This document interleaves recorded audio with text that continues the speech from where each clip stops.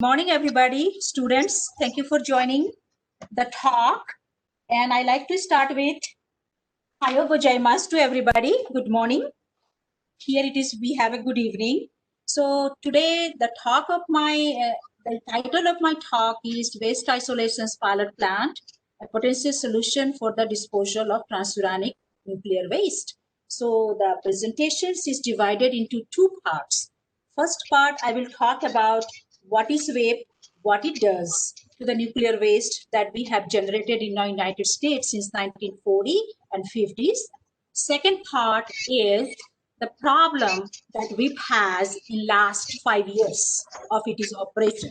Okay, so let's go to the next slide. So first slide is what is Excuse WIP? me. Yes. Could you change the presentation mode? Oh, sorry. Yes.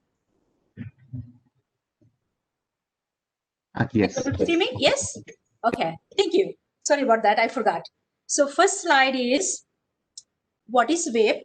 WIP is, in short, we call it Waste Isolations Pilot Plant. It is a working repository. It has been operated for 15 years safely for the disposal of transuranic defense waste. Transuranic is the US definitions of the waste.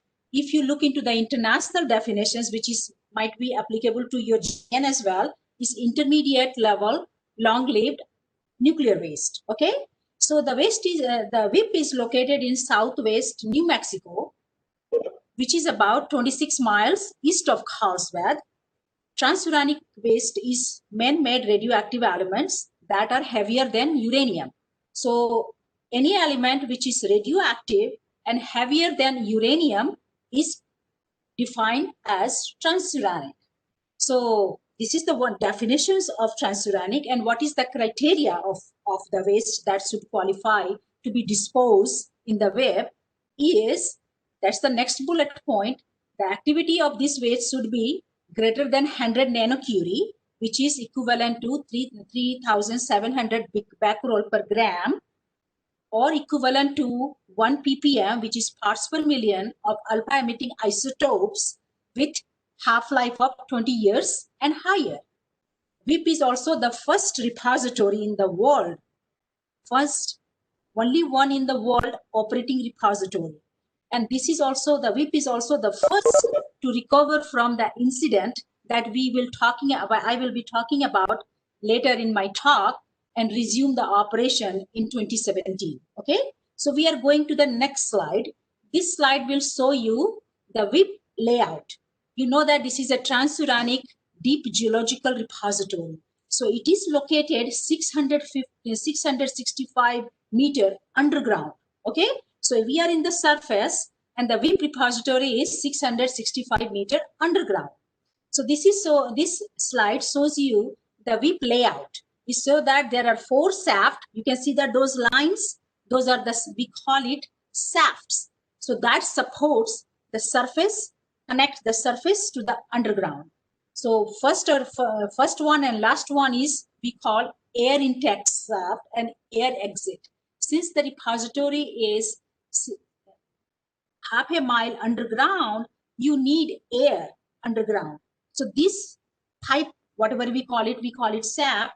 They use one of this shaft is used to bring air from outside or from the surface, and then it will flow underground and then exit through the exhaust shaft. Okay, so that's the function of this shaft. Another one is salt shaft. This is a salt mine, so you have to excavate or mine the salt to make a room for the disposal of the waste. Okay, so when the mining going on, this shaft is used to remove the salt from the underground to the surface. Next one is, we call it waste shaft. Suppose if you bring the waste to the WIP, those waste needs to be transported underground, 500 meter under 600 meter underground approximately. So you use this shaft to transport the waste that is on the surface to the underground for final disposal. So at the bottom of the slide, you can see there are quick facts about the WIP. That we call it what WIP is and where it is now with its function. So up until December of 2020, The facts are, the repository was open in March 26, 1999, so which is almost 20 years or 21 years ago. So far, we have put 12,800 shipment at WIPP. Total number of nuclear waste has been disposed at WIPP is around 98 cubic meters of the waste. How many container we have put underground? Almost 176,000 container has been placed underground. Okay. So next slide is, since this is a repository, you need to supervise your repository. So these are the, we call it WIPP regulatory framework. So those are the oversight organizations that oversee WIPP. That means if you have, just like if you have a store in your town, you want some kind of security. So the function of these departments are to make sure that repository is functioning very nicely without any incident. So first one is we call US Department of Energy, which is in short DOE, which look after the worker safety, the people who will be working with the radioactive waste, the worker safety, industrial safety, nuclear safety, radiological safety, and the security. So US Department of Energy that look after those area. Next one comes is US Environmental Protection Agency. You might have heard EPA. That means Environmental Protection Agency. So what EPA does, repository has to certify every 5 years. Depends upon how it perform in 5 years. So depends upon if we do not have any incident, do not have any release, do not have any regulatory shortfall, then we have to ask for the certification from the EPA, and they certify the WIPP every 5 years. So that's their job. Next is New Mexico. Since the repository is in Carlsbad, New Mexico, so New Mexico Department of Environmental Department have some oversight. So what they do, we have some hazardous material along with the radioactive waste. Okay, so in NMED in the short, they are the one who look after those areas. Next is US Nuclear Regulatory Commission. So transportations of the waste from the different generator side, they are the one who look after those. Which kind of waste will come to WIPP, from where it will come, and how it, at what form it will come. They are the one who look after those jobs. And the last one is US Department of Transportation. In the highway, because WIPPs, nuclear waste are transported through the trucks with the lorry. So US Department of Transportations look after that activities of the WIPP. Okay, so that is the framework. We call it the framework. So there are 5 different organizations that oversee WIPP, whether it is functioning correctly or whether it is fulfilling its mission. Okay, so next one is why WIPP and why Carlsbad. US is a very big country. Why Carlsbad and why WIPP come to Carlsbad? So this slide will tell you why we have WIPP in Carlsbad, New Mexico, not in Washington, DC, or somewhere in Hanford, Washington State. So the reason for this is the salt. National Academy of Science in 1950s conclude that disposal options for nuclear radioactive waste is the salt. Salt is the best medium where you can dispose your nuclear waste. So that is one of the reasons. Another reason is salt at great depth is it flows, because if there is any cracks, salt will move automatically. You don't have to do anything. Every year it move by inch without any pressure, without anything. So that's another reason that WIPP is in Carlsbad. Okay, and salt are not equal. Not all salts are equal. It is a massive embedded dome. Okay, and great advantage is that there is no water in this salt. So that is very advantage point when you are disposing your nuclear waste, because you do not want water into your repository, because if water flood into your repository, all these actinides will start to migrate and you contaminate your surface water, groundwater. So you do not want any geological medium, you do not want oxygen, you do not want water.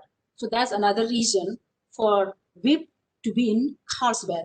So if you look at the map on your right in the slide, this is called Permian Salt Basin.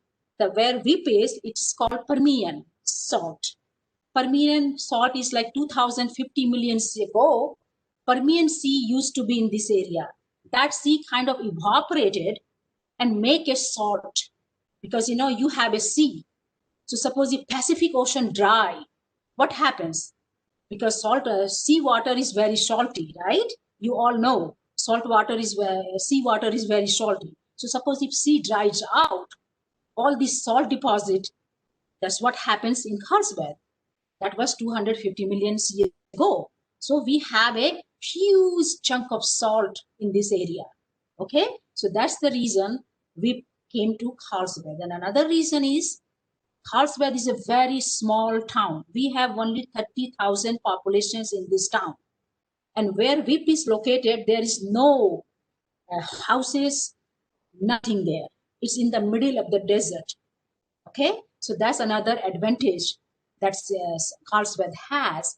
And the economy at that time in 70s, economy of Carlsbad was not very good. So they said we are going to bring to our community so that we will bring along with the project all these high paying jobs. Money will come to our town. So that is the other motivation for the WIPP to come to Carlsbad. Okay. So next is, this is a very general slide. I put that for you guys. Nuclear waste classifications in the US. So US does something little different than rest of the world. Rest of the world go by low level nuclear waste, medium and intermediate level nuclear waste, and then high level nuclear waste. So what they decided in 1970s, US decided that we are going to separate our nuclear waste from the commercial power plant waste, that will be separated from the defense related nuclear waste. The waste which was generated during the formation, during the making of the atomic bomb, those are called the defense related nuclear waste. So they separate those two, and then they put another category which is called transuranic waste, that will take care of the waste that was generated by the weapon productions. Okay, and since US doesn't do recycling of the reprocessing of the waste, so only thing you can do for this waste that we have generated a lot is to put it in a permanent disposal place. So that's what they decided in 70s, that we are going to make a repository and we are going to put reference related waste into the repository, and that will be separated from the high level waste or low level waste. So if you look into the graph, it is called spent fuel, which is your blue circle. So volume of that waste is very small. Most of the volume is come from transuranic waste, which is a green color.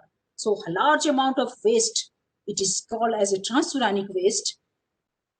We need to do something about it. So that's what they decided to bring those transuranic waste from the different generator side to the WIPP for the final disposal.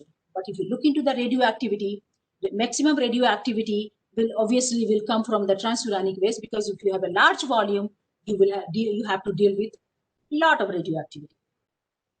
So what is transuranic waste? You may ask, what is it? What is transuranic waste? What waste are qualified as transuranic waste? So these slides will give you an idea what is transuranic waste. The periodic table, I'm sure all you students know what periodic table is. So if you look into the lanthanide and actinide series, element beyond uranium, which is neptunium, plutonium, americium, curium, those all elements are called transuranic because it is past uranium. So anything past uranium is qualified as transuranic. Okay, so that's how the name came about. So what are the transuranic waste? The waste is this nuclear waste is mostly consist of material contaminated with man-made radioactive element heavier than uranium, that I said already. It is debris, clothes, tools, racks, container, etc. Contaminated soil, that is contaminated with transuranic waste. The activity or the concentrations of this waste is 100 nanocurie per gram of alpha emitting isotopes with half-life greater than 220 years. And there are two types of transuranic waste. We call it contact handle, and second one is remote handle. So transuranic waste is first, and then there are two types of transuranic waste: contact handle, remote handle. Contact handle waste is surface dose is 0, no surface dose. That's what it is called, contact handle, because you can touch with your hand that kind of waste in the container. And second one is remote handle, because those waste are little higher activity waste, because it contains some gamma radionuclides like cesium 137, strontium 90. Those are gamma emitting radionuclides. So that some of these remote handle waste are higher activity waste because of those gamma radionuclides are present in those waste. So what is the legacy? We have almost 700,000 drum equivalent of transuranic waste in the United States. So we need to do something about those kind of waste, because you cannot leave those waste on the surface. I'm sure you have a lot of nuclear waste past your Fukushima incident, and I'm sure as a country, you are also deciding what we are going to do with our nuclear waste. So US decided to bring those waste from the different places to the web. So next slide. This is the map of US. I'm sure you know all those things. And this is the red and yellow, those circle and the square those are the generator side. Means there, all this area has a transuranic waste. Okay. So yellow are the active side, means those are still very active. And the red one is those in the red circle, red box and the circle, they had those transuranic waste, but those transuranic waste has been shipped from those area to the web. So those red ones are clean site. All the nuclear waste they had was removed and bring it to the web. Okay, so you can see that we still have a lot of site that still has some waste in their facility or laboratory. Okay, and if you look into that, I'm not going into the detail of those where those locations are. You can read that, and you can, everything is written very clearly in that slide. So that gives you a little idea where those transuranic waste are, where some of the sites are clean sites, some of the sites has small quantity of transuranic waste, some has a higher amount of transuranic waste. Okay, so next slide is what we do. So before, just because you have the waste doesn't mean that you can bring those waste as such into the web. No, WIPP has a criteria. You have to follow that criteria. If your waste doesn't follow that criteria, WIPP will not take that waste from you. It's just like if everybody has a trash can in their home. You have a kitchen waste, you have other kind of waste in your home. So when you segregate, like this is a recyclable waste, this is organic waste, this is there is a category for the general waste category, right? You cannot put glass waste into a paper like recycling waste. So this is the WIPP also follow the same idea, at least. So what we have to do, those waste, transuranic waste were generated in 1940s and 1950s. So we have some documentation. Okay, so we use that documentation to know the acceptable knowledge. At least it will tell you what kind of material, what kind of activity, what kind of radionuclides present in that drum. Okay, so we use that knowledge, and then those drums we do the radiography. So radiography, next stage is radiography. So what it does, it will look into if there is any item in that waste that can be aerosol or cans or liquid. Because if you are bringing waste to WIPP, waste has to be solid. It doesn't accept liquid waste. If you have a liquid waste, you have to solidify it by using some kind of kitty litter, inorganic kitty litter. Okay, so you have to solidify your waste.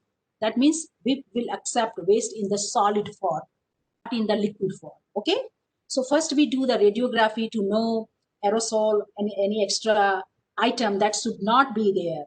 Okay, and then we do the non-destructive gamma analysis on the drum.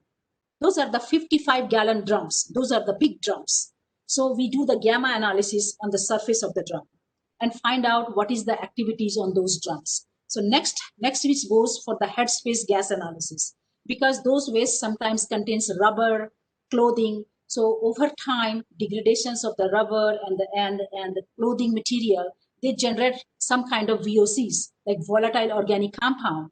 Okay, so that volatile organic compound, we call it the headspace gas. So we determine what is the volatile organic content in the waste. Okay, and then next step is we do the full analysis, and finally it will repackage into the new drum, and that drum will ship to the WIP. Okay, so you have old drum and you go through different stages to find out what is in your old drum, whether it is the material that should be in the old drum should not be in the new drum. So from old drum you make it to the new drum, so that new drum will be accepted at the WIP. So next slide will say you how we do the characterizations of each drum. So every generator site that you see in the previous slide, I showed you with red and yellow circle and a square. Every generator site has a central characterizations laboratory. If they do not have an infrastructure, they can make a mobile infrastructure. Okay, so every generator site has a characterizations facility. Over there, they use the old waste. They use their acceptable knowledge of the waste and then do the radiography and then non-destructive gamma analysis and then repackage those waste into the new drum. So system currently available is in Savannah River National Laboratory, Los Alamos National Laboratory, Oak Ridge National Laboratory, and Argonne National Laboratory, because those laboratory has a lot of radioactive waste. So those sites, they have centralized characterizations facility. But other thing is that those whosoever the generator site, they have to follow. There is a guidelines from the DOE that they have to follow when they repack their waste that will schedule to come to WIP. Because we do not want, if some material should not be in that drum, you should not put that thing into the drum. Otherwise, what happens? It will explode, it will contaminate, and stuff like that. So it is very strict law and regulations they have to follow before we at WIP can accept their waste. Okay, so after the waste characterizations, first you know what is in your waste, then you have to do the characterizations of the waste, and when the characterizations is done, then you have to find a way how you can transport from the waste from where it is generated and bring it to Carlsbad to dispose at the WIP. So to that, once the drum is analyzed and repack, then what we do, the waste containers are loaded into the shipping container. I will talk about what kind of shipping container we use for the transportations of the waste. So first step is loaded into the protective container, and then waste containers are loaded into the truck, because we use truck for the transportations of the waste at the generator site. And then we have a very dedicated drivers to drive those kind of trucks, because the payload, or means the amount of radioactive waste that those trucks carry is 40 tons. And those drivers are very smart and very reliable drivers. So we use only reliable drivers to drive those trucks, because you do not want those trucks to face any kind of accident or some kind of fender bender when you are transporting the waste, radioactive waste, and passing through the cities and town and stuff like that. So it is a lot of liability. So we make sure that trucks are very reliable. There is no mechanical problems or issues with the driving condition and stuff like that. So those are very rigorously followed by the WIP. And then once the driver inspect the trucks and the load, then it will leave the generator site. And then along the way, from where it is in the US, the track is tracked by satellite. Every 5 minutes, you can log into the computer and you can know where your truck is. It doesn't matter whether it is day or night. So every town and cities these trucks enter, police officers, mayor of the town, or mayor or any government official, they were informed that whip truck is with the radioactive waste is passing through your town. Just be careful. And then there is a 24/7 police officer to guide the truck. If they suspect any kind of activities, they have a separate parking spot at every town and city this truck crosses. So we take all those things very seriously so that there will be no incident during the transportations of the waste. Since until now, for 20 years of operations of the WIP, we have no accident involving the transportation. Okay, so that credit of all those goes to the driver who drive those trucks. And every 100 miles or 150 miles, those drivers has to stop their truck, check their tire, everything, the mechanics of the truck, they have to check. That's the mandatory checking they have to do. Otherwise, they cannot drive those kind of trucks. Okay. So next is, once the shipping is done, then what happens? These are the shipping container that WIP uses. In your left up figures, you see that transportations of RH waste, we call remote handle waste, which is the higher activity waste. So you can see that there is it seems like a dumbbell kind of object. So it is a lead shielding is there. So higher activity waste is transported by this type of container, which is called RH72B. All this container has been approved by Nuclear Regulatory Agency, NRC. And those containers gone through many kind of tests, like a drop test, leak test, puncture test, burn test. So we do all those kind of test on those container to make sure that it will not leak or breach during the transportation process. So on your left, on your top left is the transportations of the RH waste, and at the bottom of the left is your transportations of the CH waste, which we call contact handle waste. And the true pack, this is called true pack 2, to half pack also, and there are 2 pack 3, and then for the RH waste we use 72B cask. And WIP has a nationally recognized transportation safety program. There is no incident or accident in last 20 years thanks to those drivers. Okay, so next is transportation's route. You cannot just drive your truck with radioactive waste through the big cities where a lot of populations reside. So you have to find a way where the population centers are less. Okay, so WIP has used this route. You can see that those are the interstate highway or US highway or principal highway. So if truck has to go through the big cities, then they do not drive in the mornings. They have to drive in the night when there is a less traffic. But most of the time we use less traffic highways or interstate to drive their truck using radioactive waste. So they have to follow this route. They cannot change. It doesn't matter if there is something problem on those route, they have to stop and rest. They cannot take different route. They have to follow designated route to bring those wastes to the WIP. Okay, and every town and city along the WIP transportations route has been provided radiations and nuclear hazard response training team. If something happens, within a minute, they can take care of the situation. God forbid should not happen anything, because nobody wants any accident involving radioactive material. So over 30,000 fire police and medical first responders are there ready to assist if something happens along that transportation route. Okay, so next is, after the waste come to WIP, then thing is that how you gonna in place, means how you gonna put those waste into your repository. As I said, WIP is a salt mine. Salt is very easy to mine because it is soft, right? Salt is very soft. It's not hard like a granite rock or stuff like that. It's a very soft and easy to mine. Okay, so this is the instrument. You saw that in the top figure, it shows how we mine the underground to make a room for the waste. You have to make a room, right?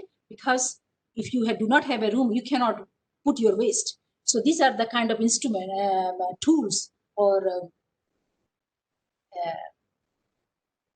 tools we use for the mining of those salt. And here in the top figure, it shows once the room is is mined, then it look like in the bottom figure. Once it is mined, the salt, rooms looks like this. And for the contact handle waste, so once the room is made, then contact handle waste are put on the surface of the panel. Okay. And 3 drum high. You can put 1 drum on top of another and then on top of another. So 3 drum in a row.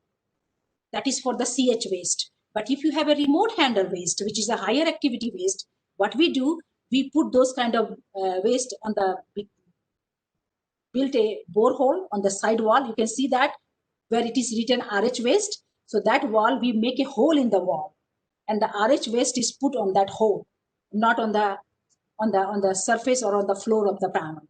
So this is the way WIP does that. And once the room is full with the waste drum, you can see that all this drum in your picture, in your bottom picture, we put magnesium oxide as a backfill material. Because WIP is a 600 meter underground, this is a very reduced condition underground. So over time, what happens? Nuclear waste, you are talking about keeping those waste 10,000 years, right? So what happens when as the time goes, some of this rubber, clothing, and other material will decay. Degradation of those material will produce carbon dioxide. So what magnesium oxide will do? It will capture all this carbon dioxide. So it will maintain the pH of the repository underground. So that is the main reason of magnesium oxide backfill material we put in each panel or room where the waste are disposed. Okay. If you have any questions, please interrupt me. No problem. Okay. And again, these are the tool we use for the emplacement of the RH waste, which is remote handle waste. So what happens? Higher activity waste is remotely handled in sealed air transport cask. So this is called cask. So these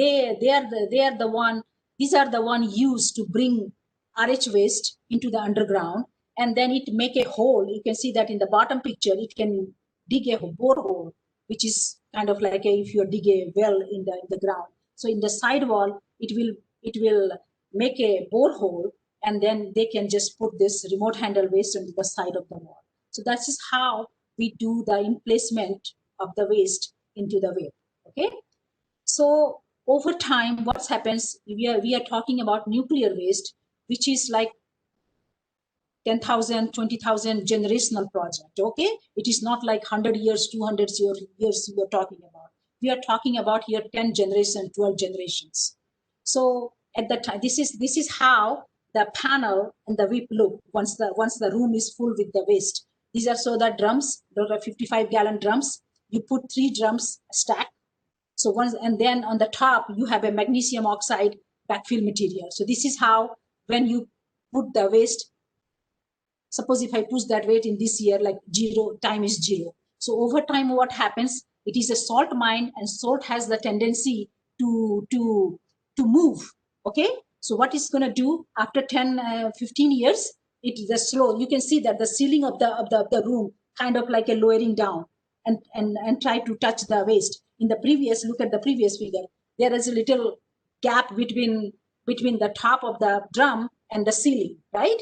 So that gap is in the second figure. You can see that gap is kind of reducing because the salt is moving slowly. In 10, 15 years, the waste will look like this. So this is the 15 years. And then in 1,000 years, it will look like this. You can see that the whole ceiling has collapsed and fall into the drum, and it will gonna crush the drum. Okay. And then after 1,000 years, it will look like this. All the drum will be crushed by the salt, and it will make it looks like a nice wall picture in your home. You can take a picture and put it in your wall. That's something called like a art, some form of art. So after 1,000 years, all those drums, like 55 gallons drums, it will look like this. Okay. So here is a little video. I have put that for you. Whatever I talk, it shows in this video for you guys. So just watch for 10 minutes. 250 million years ago, a bedded salt formation resulted from the evaporation of the Permian Sea. Today, that same salt formation protects our future by providing a safe place to permanently dispose of the nation's defense-related transuranic radioactive waste. Welcome to the U.S. Department of Energy's Waste Isolation Pilot Plant. WIPP is located in the desert in southeast New Mexico, far from major population centers.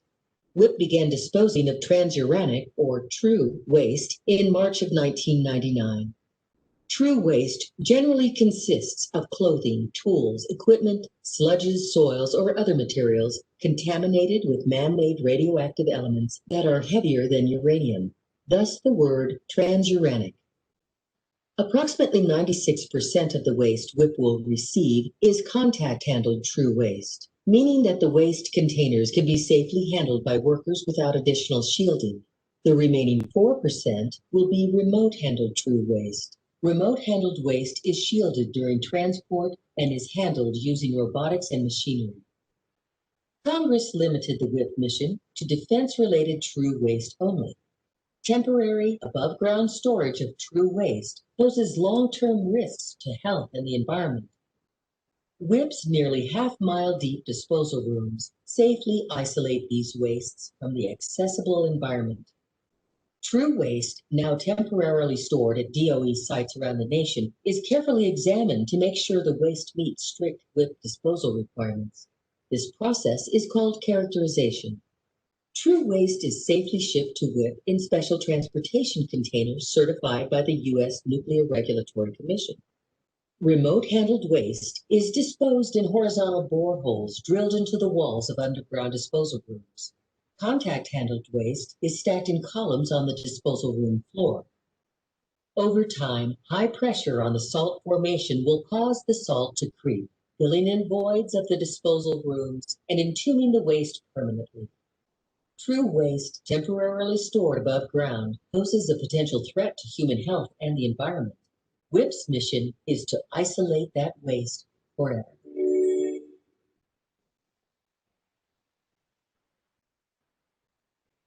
Okay, so I hope you enjoy the video. That was just the first part of the talk, how we place those waste in the WIPP underground.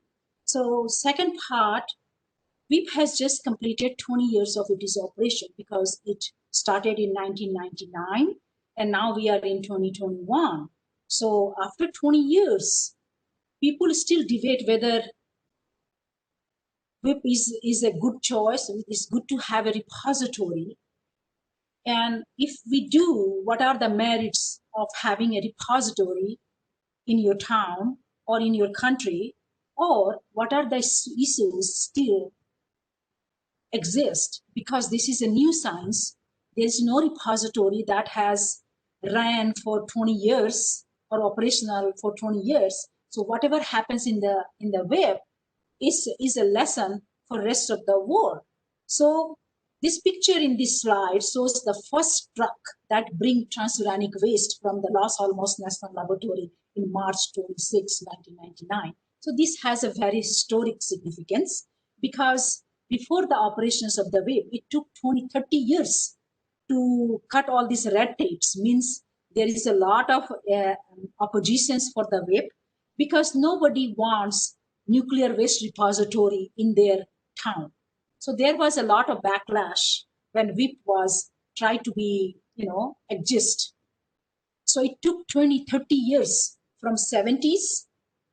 It's the site selections process started in early 60s. And by the time WIPP became operational, it was like almost 2000.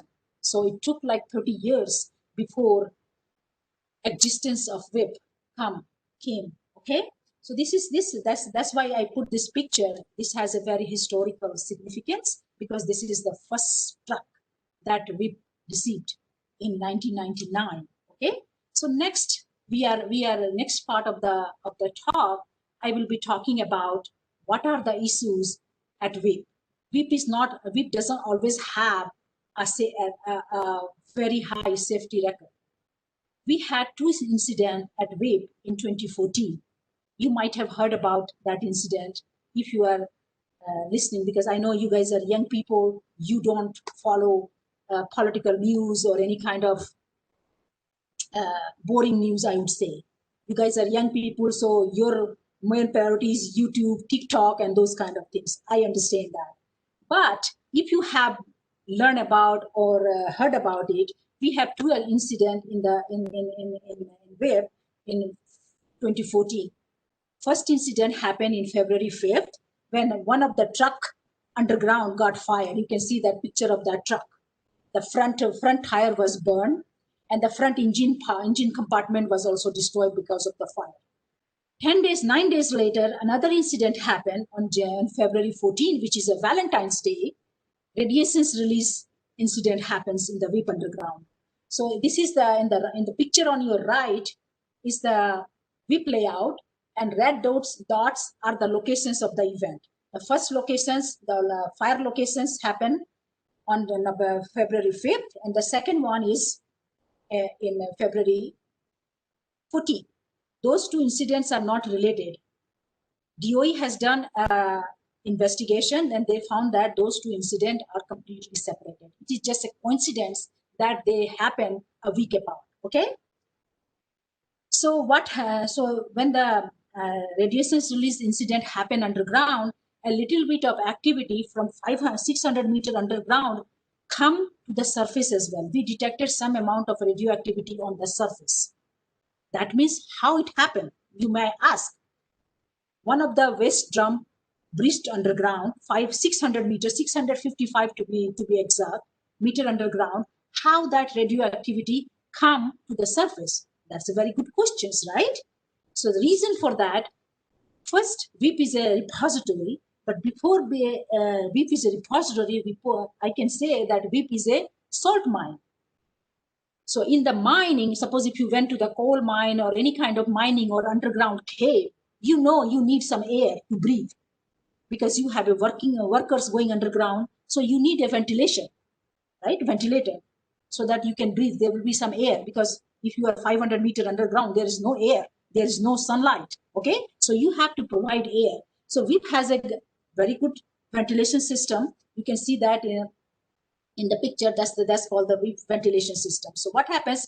We draw the air from outside so that air will flow underground, and you can see that the blue arrow, those are the unfiltered air damper, we call it. So what happens if there is a radioactivity, if the air that goes underground, if it sends some kind of radioactivity in that air, there is a CAM alarm underground.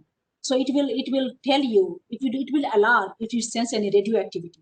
So what happens when it sends some radioactivity? All this damper, this yellow blue arrow, these are called dampers. Those are the big industrial scale damper. It's going to start closing down, and what it will do, the air which is exiting to the surface, it will go through the orange arrow. You see that in the picture?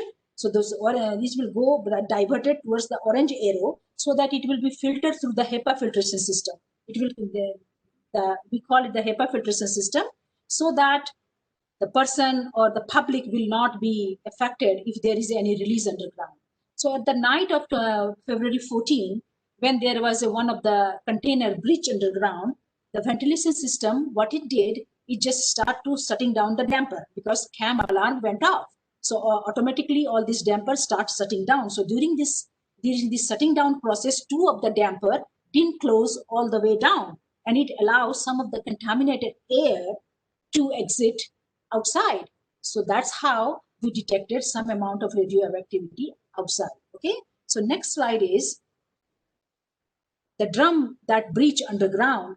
What was the content of that drum? Because you need to know before you can define how much activity got out. So you need to know how much activity was in that drum. So this slide shows how much activity was in that drum. This drum came from Los Alamos National Laboratory. What they did during the waste characterizations process, they put some organic material into that drum. Okay, so when they put that organic material into that drum during this repackaging, that mixture with the another stuff in that drum, those became very incompatible, and they started reacting. So when it started reacting inside the drum, the pressure built up. So once the pressure built up, it just blew the lid of the drum because there was a lot of pressure in that drum. So that's how it, once the lid was blew off, some of the radioactive material from that drum, you can see that there was a little burn at the lip of the drum, and some of the activity from that drum came out. So total amount of activity in that drum, because we keep track of the inventory of the drum that goes underground in the web. So this drum has a 9 curie of radioactivity in that drum. So it is estimated that 5 to 20% of the drum inventory came out. Okay, not everything from the drum came out. A small fraction of radioactivity only came out.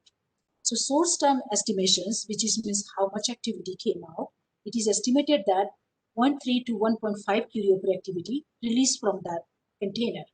Okay, and then what are the radionuclides in that drum? So it was found that from our inventory that that drum has americium, plutonium, neptunium that accounted for greater than 95% of the total content in that drum.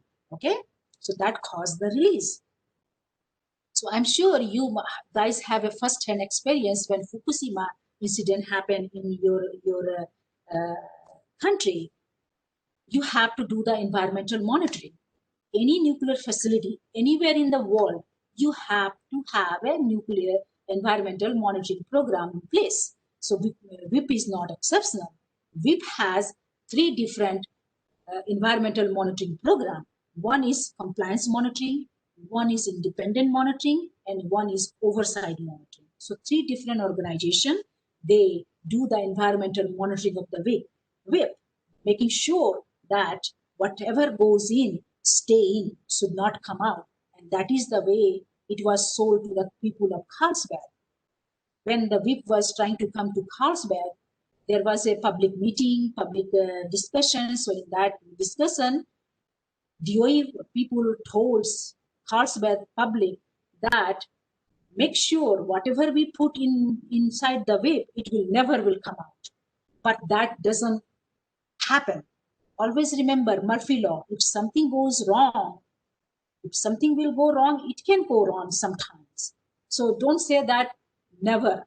Never is a very, I would not say the bad word, but you should not use never in your, when you speak, because you have to bite your tongue when you say never. So a public got very upset. Like they told that we will not trust you because you guys told us that if you put those waste underground, it will remain underground. It will not come out. So thank God we have WIPP has a environmental monitoring organizations very well placed. So there are 3 different, as I said, there are 3 different monitoring organizations. One is our lab, Carlsbad Environmental Monitoring and Research Center. Another one is New Mexico Environmental Department. They also do the monitoring of the WIPP. And then another one is previously it was Environmental Evaluations Group, but now it is called Nuclear Waste Partnership, which is the contractor for the WIPP. So all 3 organizations does an environmental monitoring of the WIPP to make sure that the public, the populations who lives in Carlsbad, they are safe. The radioactivity from the WIPP operations is not will remain below the background level of radiations, and also make the results easily accessible to the public, because public also, they have the right to know what is going on in their backyard.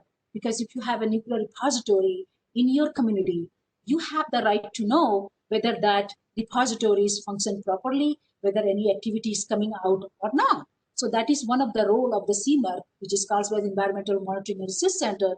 We do the monitoring. We provide all the results to anybody. If you want to like to know the data about the WIPP, I will be happy to provide you the data, because this is all public, from public domain. It is a public information. So anybody who likes to know what is going on in the WIPP, how the WIPP is operating for last 20 years, I have the right to give you, I have the obligations to provide you the data. So anybody in the United States or anybody in the world who like to know what is the, okay, you ask me what is the radioactivity data of the WIPP underground, I will be happy to provide you that data, so that it can give you some kind of confidence that nuclear repository in your community or in your city is working properly. Okay, so that is the basic role of CMERC for the people, for the people of Carlsbad, because there is a other environmental group that does the monitoring, but we do the monitoring, but for the public also, or any interested politicians or any interested party who likes to know. Okay. So next is independent monitoring is very important if you have a nuclear repository or nuclear power plant, if you are the owner of nuclear, anything nuclear, because nuclear, the project like nuclear, which is very like misconceptions. There is a lot of misconception about nuclear. Japanese people, you people are little more accepting of your nuclear, because I think you have a lot of nuclear power. A large percentage of your electricity come from nuclear reactors.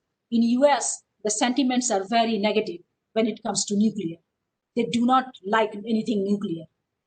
So for US, it is very difficult to convince people that nuclear energy can be safe.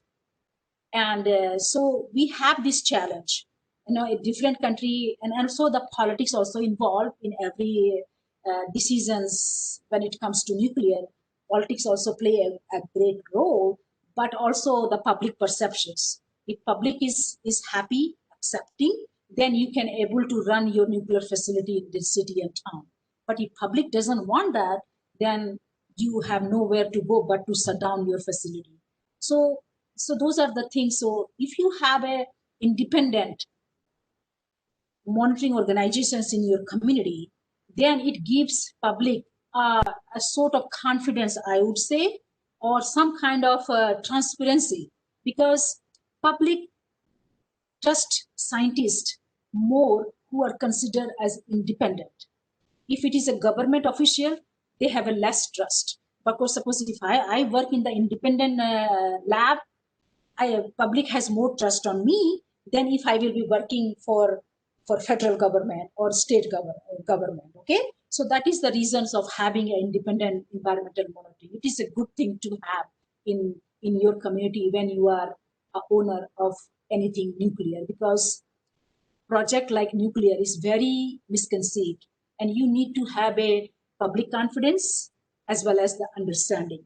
To do that, you need to have an independent monitoring organizations that can keep the balance between your owner, which is the owner of the nuclear facility, as well as the public where this nuclear facility is in your town. Okay, so that is the reason. So let's go into some of the data about, this is more technical and I do not want to bore you because you guys are student, but if you guys gave a chance to come to Carlsbad and visit WIPP, it is one of the one and only one in the world. It is something to see, just like a Niagara Fall or Seven Wonders of the World or something. This is one of your, put it in your bucket list so that you can say that, okay, I have been there, done it, check. Okay, so the different kind of monitoring we do for this community. One is WIPP underground air, before filtrations, after filtrations. So those are the picture of the WIPP monitoring, underground monitoring, how we do the sampling. We call it station A, which is pre-filtrations, station B, post-filtrations. Okay, and then this is the cutout view. What is the station A? It is the inside of station A when the exhaust is coming out of the underground, and how it exit to the surface. And then this is the station B. This is the kind of filter we use. This is how the filters, the pictures of the sampler holder where you can collect your underground samples. And then this is the results, since the existence of the WIPP, since 1998, we have put the data. There was a little spike. You can see that because of the 2014 radiations release event. Okay, and this is the post filtrations. So data are coming back to our background. You can see that not all of them, but some of them. And then there is a source term, means how much activities released from that instrument. So according to two monitoring organizations, it seems like underground there was 100 to 200, close to 200 millicurie of radioactivity was underground. But above ground, you can see that above ground, how much activity release was close to 1 millicurie, which is nothing. If you work in any nuclear facility, 1 millicurie of radioactivity is very small amount. But since it was something radioactive, it became a big news for everybody. And this is the off-site sampling stations. We just do not do only the underground air. We do also the ambient air. There's a lot of sampling monitoring stations around the web and also in the city of Carlsbad and the near community. So we do collect those samples every day, every 2 weeks, and analyze those samples for plutonium and americium, because most of our inventory for americium and plutonium that goes into the web like transuranic. So those two elements are most important for us. So we do monitor those two elements very carefully and very regularly. Okay. And this is shows the modeling. We do the modeling, and this shows the plume of the WIP release. You can see that this square is the boundary of the WIP. There is 2 population center. There is only 2 people live in this area. So even though the plume didn't cross the boundaries, and if you look into the dose, which is 0.1 millirem, which is nothing, that is, you can get more radiations from being in the sun or being at the beach than you can get from the WIP release. And this is the ground contaminations around the WIP. We do a lot of soil samplings, because if there is any kind of release event, then you have to have a lot of sampling, environmental sampling. Everybody wants to know what is the activities and blah, blah, blah, and all those kind of things. So we do tons of soil samples to make sure that contaminations stay very localized, and this did go beyond the boundaries of the WIP. And this is the NERAC model. This is nothing that shows what area of around the WIP that the plume has, and what is the level of the radioactivities in those areas. So this is nothing, I just put that thing for you guys. So our radionuclides, we are concerned with the plutonium and americium. So you know that in 1950s and 60s, US done a lot of nuclear testing above ground and underground both. So plutonium and americium, a little small amount of plutonium and americium you can detect in the soil. And that is now, we call it a background plutonium, because anywhere you collect some soil samples, you can detect a little bit of plutonium. So our levels are close to the background level. So that means the outside release was nothing from the WIP.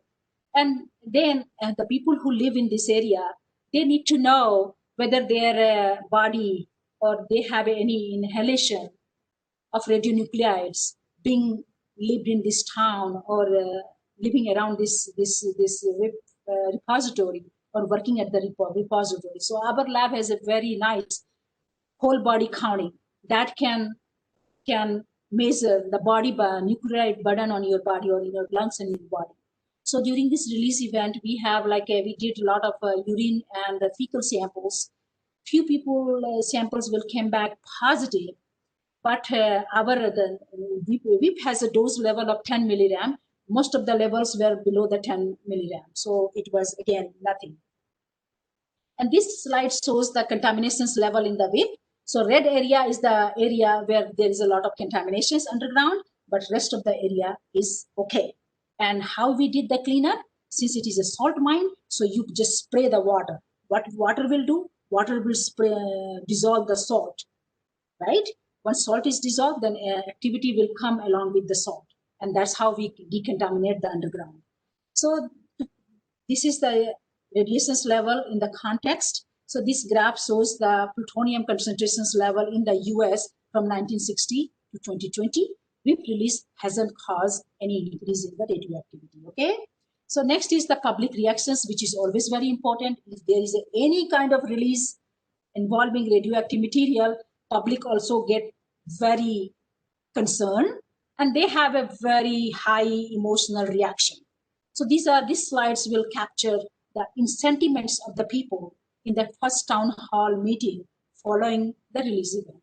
So, public get upset if something like this happen, and then you have to convince them that release was small, it was not going to be a problem for your health or for your safety and for your environment. And that's how you handle any kind of, that's how you mitigate any kind of release involving radioactive material.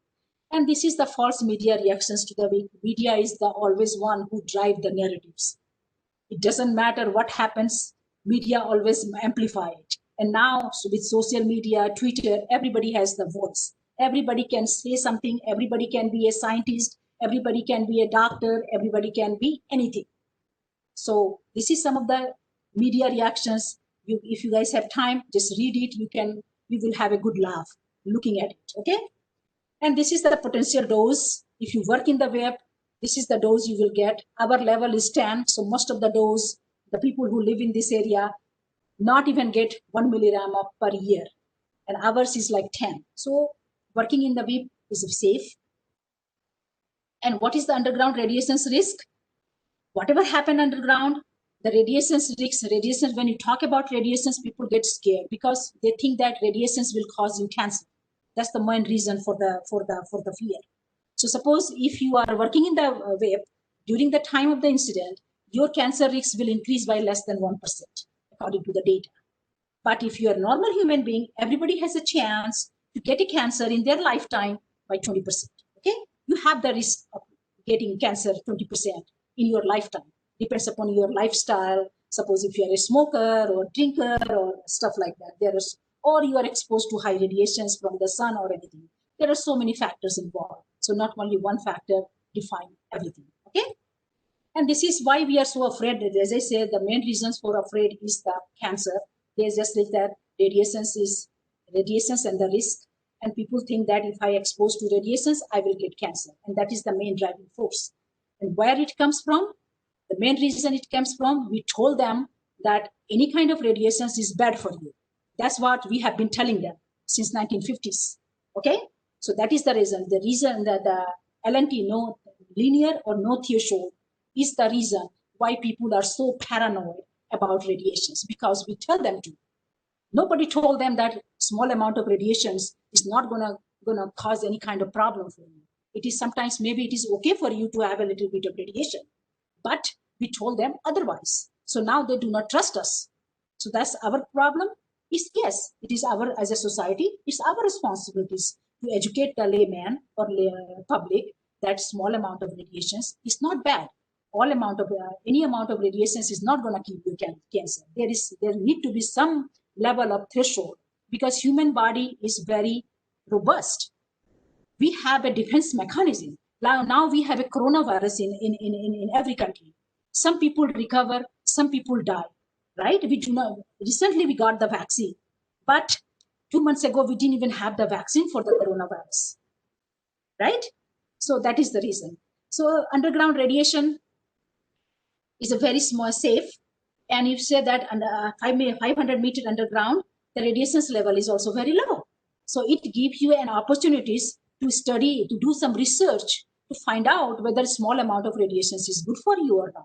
So that's WIP is also a unique facility that provide that kind of opportunities for you to do the research. Okay. And then this I don't think it is necessary, because I think I am always use up my time, and I'm sure you guys have another class too. So whenever you have time, just go through small amount of radiation, nuclear accident cause how much money to clean up. So we need to think as a society, we need to think like, do we need to scare? Isn't that radiation doesn't kill anybody? It's the fear of radiation that kill most of the people. Coronavirus is okay. Coronavirus, now we know we do not have the vaccine and all that, but as a human being, we have a defense system. If you have a good health, if you have a good immunization system, probably you will beat the virus. Radiations is also higher amount of radiations. Yes, it is bad, but small amount of radiations is not going to kill you or not going to give you a cancer. Okay. So thank you again for listening. I do appreciate all of you, and sorry I cannot see all of you, but I hope you enjoyed my talk. And any kind of questions you have, please let me know. And I'm going to send my updated slides to you guys, to Dr. Hiroki. I will send it to him tomorrow. And good luck with your semester or whatever it is, and wherever you are in with your life. Please study hard and be a responsible citizen for your country. Thank you.